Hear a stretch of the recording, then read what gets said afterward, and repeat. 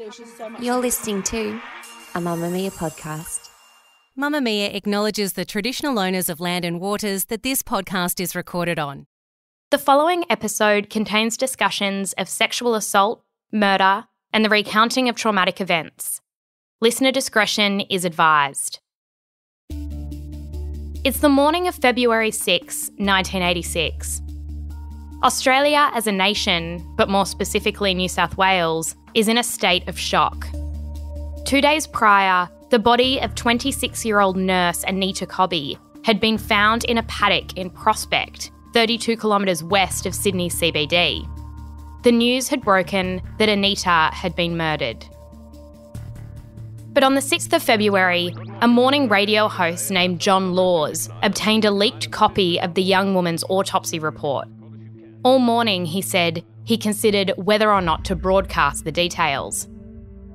He ultimately decided to.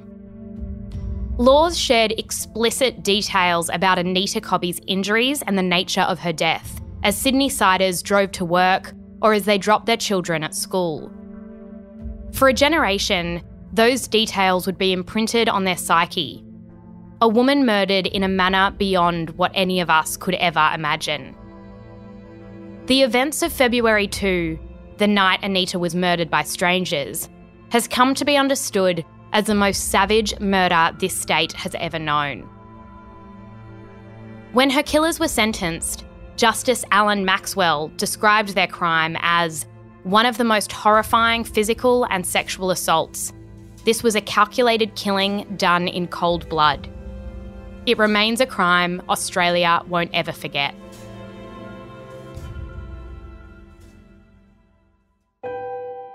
I'm Jessie Stevens and this is True Crime Conversations, a Mamma Mia podcast exploring the world's most notorious crimes by speaking to the people who know the most about them. In today's episode, I'm speaking with Julia Shepherd, the author of Someone Else's Daughter, The Life and Death of Anita Cobby.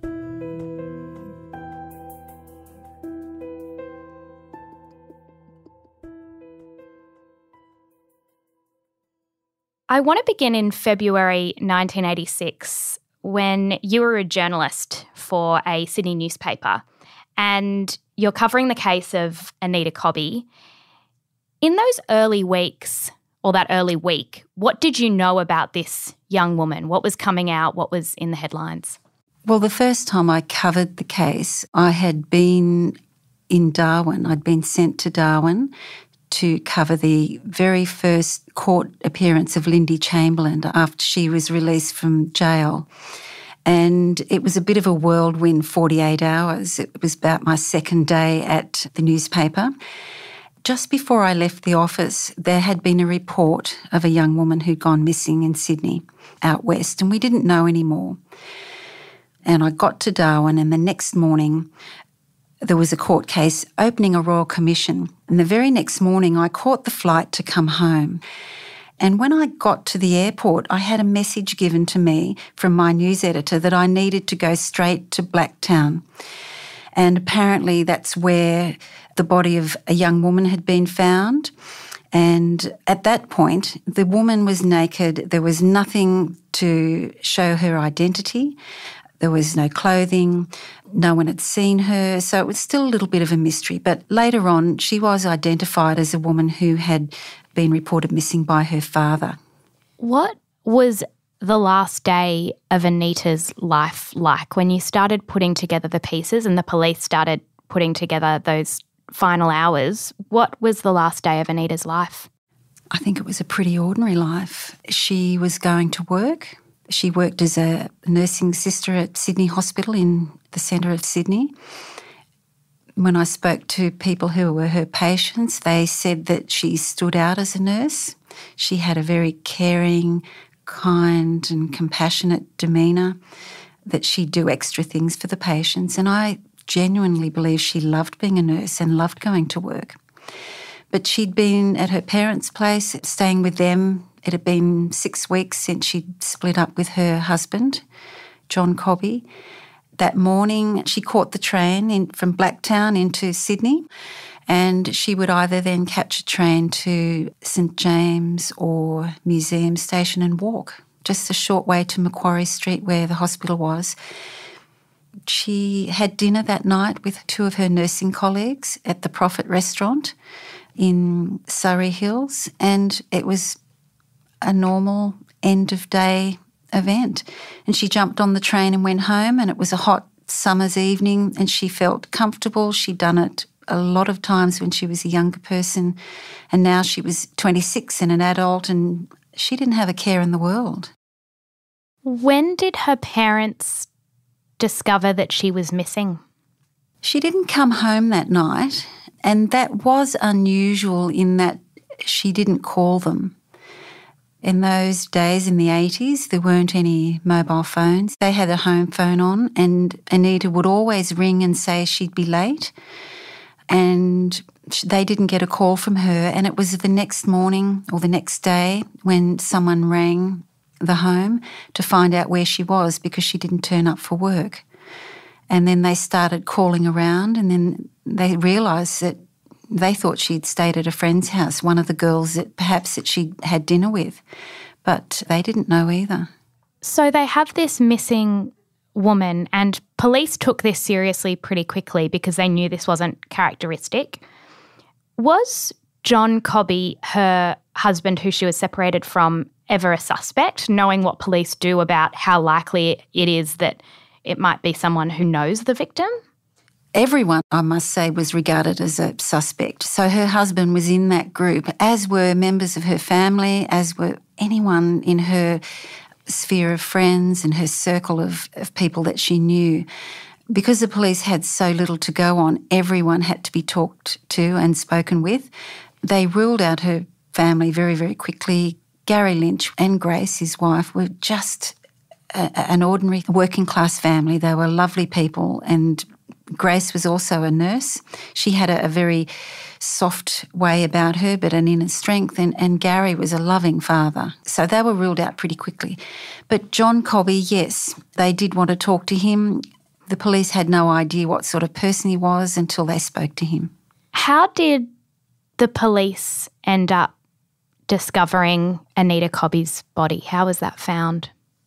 There's a farmer in Prospect called John Reen, and there's a road that runs down to his property, which then was a small dairy farm in Prospect. And the edge of it now is part of the Eastern Creek Racecourse. And John saw his cows milling in a spot in the paddock on the morning Anita was found.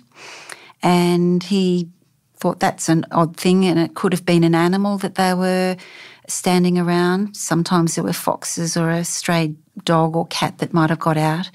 So he went down and he found the cows milling around Anita's body. So he called police immediately. Police found this body and saw that there was a ring on the finger of this woman. I think that was the only way they could really identify her. What happened next in terms of having the family come in, letting John Cobby know? What did the next few hours look like? So when the police took the ring with them out to Anita's parents' place, Catherine, her younger sister, was there, and Ian Kennedy, the head of the police investigation, had it in his pocket, and he pulled it out and handed it to Gary, I think. And he looked at it and he said he wasn't sure if that was Anita's ring, and he gave it to Catherine. Catherine said, "Look, that is Anita's ring, but it's got rust on it." And she looked on the inside and saw the little markings that she knew made it Anita's ring. What she thought was rust was in fact blood, and I don't think that had clicked with any of them. And so the police then decided they needed to speak to John Cobby, but he couldn't be contacted, and I know that Catherine had tried to contact him. So when he came in, he also confirmed that it was Anita's ring that she would have been wearing at that time. And then they obviously had to do an interview with him, and he was ruled out very quickly. And the details of Anita Cobby's body being discovered have almost gone down in Australian history because of the extent of her injuries. And there was a moment where I believe it was John Laws decided to speak on radio about those details. Why did he do that, and what was the effect on the Australian public? I can't say for sure why John Laws did reveal the details of the coroner's report, but Joe Maloof, the coroner at the time, was very thorough in the post-mortem details of Anita Cobby. And at that point, every news bulletin was carrying a story about Anita and the hunt for her killer. In those early stages, there was only one person that they were looking for because they didn't know of anything else, and it was thought there could have been maybe two. But as the weeks went on, there were thousands and thousands of tip-offs and thousands of pieces of information that the detectives were going through, and they did go through every single piece of information. And it soon came to light that there may have been more than one person because the coroner had identified a number of different samples that were on Anita's body that belonged to different people. The details were probably not unlike any other coroner's report, but I think for the Australian public, as John Laws read out those details, they were quite shocking. And the brutality that she experienced, when it was all pieced together, it was inhumane. How had Anita Cobby actually died? Was the coroner able to determine that? Absolutely. And that came out during the court case. Anita died because her throat had been cut. The thing that I remember at that time was it would have taken 2 minutes for her to die. Was there any evidence at the crime scene that would tie anyone to her? What did police have to go off in those early days? Police had absolutely nothing. And this is the remarkable thing about this case. It was sheer good policing, good old-fashioned policing that really got this case together. It was hard work, it was good teamwork, and it was really just uncovering every piece of information that they could by checking out those thousands of inquiries that the police had called in. There was no clothing on Anita's body, so they had no way to identify anything about her, whether she was wearing a uniform, whether she was out for a run, whether she'd been out for a night out in those initial hours. There was no identification, so if she had a purse with her, it wasn't there. Really nothing at all. And for police, it's the first 72 hours that are very, very important to establish your case and then get your grounding information to go off. So basically, the police had to rely on working with the media and tip-offs from the public. Had any members of the public heard anything or seen anything on the night of Anita Cobby's disappearance? There were thousands of people who rang in and dropped into the police station, rang media outlets, and every one of those had to be checked out. And there were 3 or 4 things that the police eventually uncovered that they thought gave a little bit of credence to what might have happened to Anita. One of them was a report from a family, 2 boys in a family not far from Prospect, and at that point we need to remember that the police didn't know where she'd been picked up or where she'd come from or how she got to the paddock. But one of them had seen a car driving off with what he thought was a young woman in there, but it just seemed odd in his street. And he did report it to police, but he had the make of the car that wasn't quite right. So initially police dismissed that and they didn't follow that lead as closely as they might have if the report was correct. You're listening to True Crime Conversations with me, Jessie Stevens. I'm speaking with Julia Shepherd, the author of Someone Else's Daughter, The Life and Death of Anita Cobby.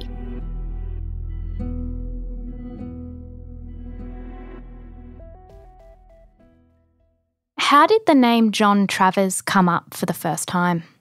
A lot of people thought that John Travers could have been one person that was associated with a crime like that, but the first solid evidence that anyone had was a member of the public called in and said that they knew someone who would be capable of a crime like that, but they didn't know for sure that he'd committed it, but they just had a gut feeling. Because the police rang back everybody or came to talk to pretty much everybody, and they just felt that something that this woman said might be okay, but that they needed to investigate it further. And there were reports about this man, not necessarily that he'd killed Anita Cobby, but about his behaviour and the way he behaved with other people and towards women that tied him into a crime around that sort of nature. Did he have a criminal history? He did. They didn't know about this at the time, but he'd had a number of other assaults with groups of people and other people, some in New South Wales and some outside of New South Wales, but they had no idea at that stage about that. How did police eventually locate him? He was being held about the car that was involved in the murder case. The report was a grey Holden. So a lot of people said that he had been driving one at that time or around that time. So he'd been brought in for questioning and he was held. And around the same time, maybe the night before, a report had come through from a woman, the woman who thought that a man of the same name, John Raymond Travers, might be capable of committing that crime. So the police went back to talk to her, and it was really absolute amazing police work that pulled it all together, and she got a confession out of John Travers, and it was the most amazing stroke of luck, or it could have been the most brilliant piece of policing. How did she manage to get a confession out of him? Because she was a partner of a relative. How did she manage to elicit a confession? Well, Kevin Rowie, who was the policeman that first met her and arranged to meet her, they were to meet at the Wentworthville Leagues Club, and he got there a little bit early and was waiting for her to come into the club, and she got there early as well and was waiting for him to come because she was quite nervous about approaching police. She was a former drug addict who was clean. She'd started a family with the uncle of John Travers. She had an older boy as well, and she was very, very nervous because of those ties to the Travers family. So they were eyeing each other up, and it was Kevin Rowie who put her at ease and approached her. And she was very conscious of the track marks that were on her arm and her tattoos, and she'd never really spoken to a policeman that she'd liked. So it was quite an unusual meeting and gaining of trust between the two of them.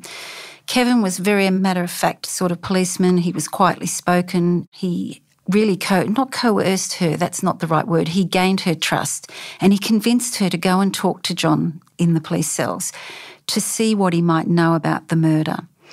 And she did go down to the police cells, and she was shaking. She was so concerned about asking questions, but she'd overheard a conversation the day or 2 days before where he had just laughed when a television report had come on, and she said to him, "You did that, didn't you?" And he just laughed at her. And she came away from that thinking, he knows something about this. I have a gut feeling. And that's what made her go to the police in the first place. And he said that he wanted her to go home, and he didn't tell her then that he'd done it. He wanted her to go home and get rid of the car, to burn his jeans, and he told her where his jeans were, and to give instructions to one of the Murphy brothers, Les Murphy, to help her. And after that, she walked back up the corridor to where the police room was, and Kevin was watching her, and she absolutely broke down and she fell into his arms, and she was shaking and crying uncontrollably because that gave her the reassurance that her intuition was right. He had an involvement in the murder and he had done it. And the police then gave her almost a recording device to go and speak to him and get this on record. What did he say to her the second time when she went back? I think the second time she was a little more confident of what she was doing, although she was very nervous about being discovered with that recording device. And she said that she wanted him to tell her what had happened. She was holding his hands through the bars of the cell that he was being held in, and he said that he did it. And then she asked him about who else was involved, and he said all of them. What was John Travers actually like when you saw him for the first time? What was your sense of what kind of person he was? To his family, it was a normal family upbringing, but when an outsider looks at it, and when the psychologists who were working with John after he'd been charged detailed his life, it was pretty horrendous. It was quite an impoverished life. His parents had split up. His mum was receiving social security and they lived in then Housing Commission property. He had a younger brother who was disabled. His mum wasn't very well at all. And when I spoke to her, she didn't appear well. This was after John had been charged, and she struggled a lot. She was still very protective of her son, but I could tell she wasn't well at all. When I talked to relatives and neighbours and extended members of the family in the weeks and months and even years after the murder, they told me that they were always a family that was on the horizon for worry and concern. The younger children were often left on their own, not often having enough food. I think that John had been subjected to a lot of violence, whether it was from the family or whether it was from people outside the family. He had a lonely childhood. He didn't quite fit in with people, but he used to torture sort of smaller animals like birds and kittens and things like that. So I think his trouble started very early, and he did get in trouble from a young age. He came to the attention of the police as a juvenile, and probably around the age of 10. When the police brought him in for questioning and during the time they had him in custody, how did they describe his demeanour? What sort of man was he? To me, he seemed cold. He was stony-faced. He was like, I would have to say, a typical teenager who'd been in trouble. He was a little bit arrogant and he really didn't interact that much. When he got to the coroner's court, he was very arrogant, but there was a moment where I was sitting probably about 3 metres away from him and he lunged at a witness in the court. And the court erupted. There were police, there were court officers, there were journalists who jumped to their feet and everyone else pounced on him, and he shouted out to the witness he was trying to attack. The way he spoke was one of arrogance and pretension. But when I caught his eye several times, and that first time, for me, there was nothing there. It was stone cold, and to me, what was inside was dead. He had no emotion whatsoever, and it sent chills right up my back. How about the other men who were found to have been involved? How did the police track them down, and what role did this relative of John's have to play in gathering evidence? She gathered evidence from John on all of them, but the picture started to fall into place because other people had come forward and mentioned that this group of men were hanging around together. And at that point, John Travers' name hadn't been mentioned publicly. It was kept very closely guarded because they needed to make sure that the case wasn't ruined. But the others had been brought in, or 2 of them had been brought in for questioning, and the pieces started to fall together as everyone spoke. So some of them had been living together, some of them had been hanging around together. And of course, we all knew that Michael Murphy was an escapee. Once his name came out, he had been wanted. He was on the run. He'd escaped from Long Bay Jail, so he was wanted. But compared to John Travers, he was a small-time criminal. The police were able to, at this point, start to gather a picture of what actually happened that night to Anita Cobby. What did happen? How did this group of men come across an innocent nurse on her way home? So Anita got off at Blacktown Station. It was just a little after 10.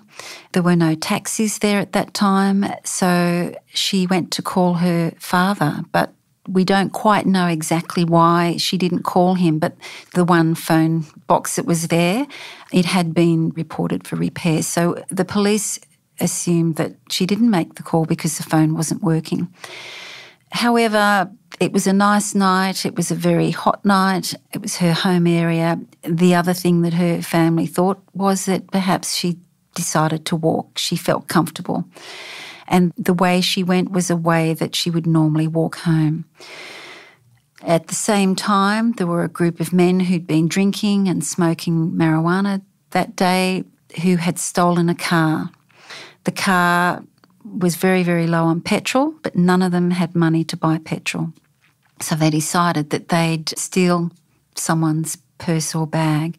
But it was a snap decision that they saw Anita Cobby walking along a street, along Newton Road. In that moment, someone called out, "We're going to grab her." And they grabbed her handbag, but two of them jumped out and bundled her into the back, and they took her. Before the first minute, before they were at the end of that road, they had her on the ground, face down at the back part of the floor, and she was being raped. She called out to them, "I'm a married woman. You can have my bag or you can have my money." And she only had $10 in her purse, someone had said in their talks with police. So then they kept her on the back floor and told her to keep her head down. They put petrol in the car with Anita in the back, and then they drove out. And from there, she was repeatedly raped.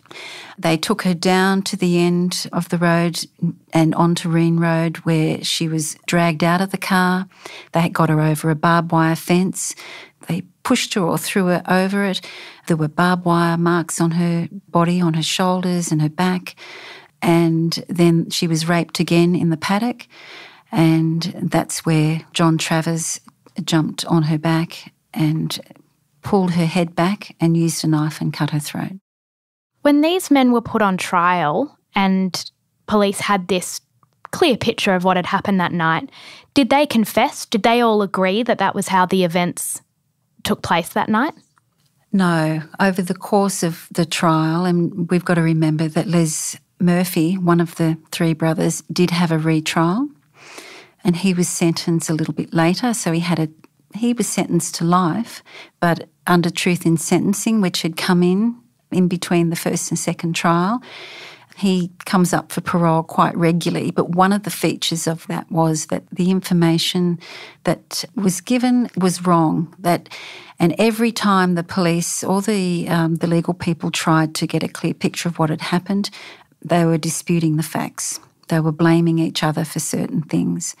But in reality, the only person who ever admitted to the crime and agreed of their involvement was John Travers. Were all the men ultimately sentenced to life in prison? Never to be released, life in prison, all of them. I wanted to ask finally, having studied the cases as you have and knowing what these men said in court, why do you think they made that decision that night? What was the motivation? What led them to do something this horrific to an innocent human being? I personally don't think they made a decision. I think it was made up on the run. The police or other people might have had other ideas, but I do think that the lifestyles of certainly John Travers and Michael Murdoch were to eliminate the chance that they would be recognised. Certainly for John Travers, that was the case. One of the phrases that was used was, "She's seen our faces, she knows who we are."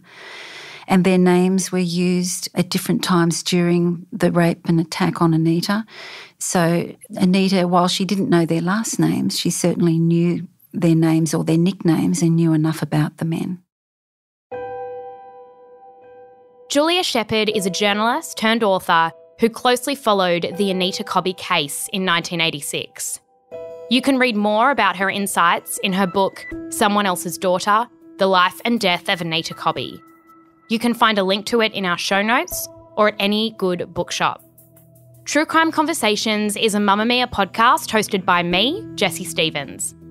Sound design is by Ian Camilleri, and our producer is Gia Moylan.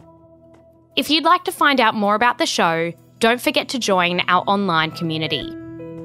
Just search for True Crime Conversations on Facebook and make a request to join.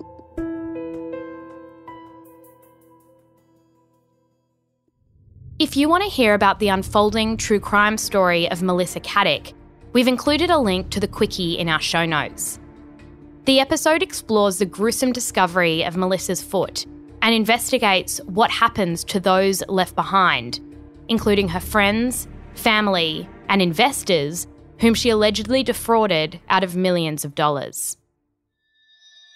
Kate, what happens with the investigation now into her business dealings now that we know that she's no longer alive? Do they continue? Do investors get their money back? And what happens to the people like her husband and her son who are living in a home which I imagine is now going to be possibly swallowed up by the money needing to be returned to those investors? What happens from here on? The very time that campers found Melissa Caddick's shoe coincided with the last payment the son and her husband Anthony Coletti would receive from her account. So suddenly they're left with nothing. It looks like they will lose their house. On a personal level for them, it's horrific. And the same thing goes with her parents. They sold their house. Melissa Caddick took the proceeds and said, "Don't worry, Mum and Dad, I'll look after you, I'll invest it." So she bought an apartment in her name and she was paying the mortgage payments and giving her parents an allowance. So they look as though that they are victims as well. There's just no winners in this story at all. It is really sad.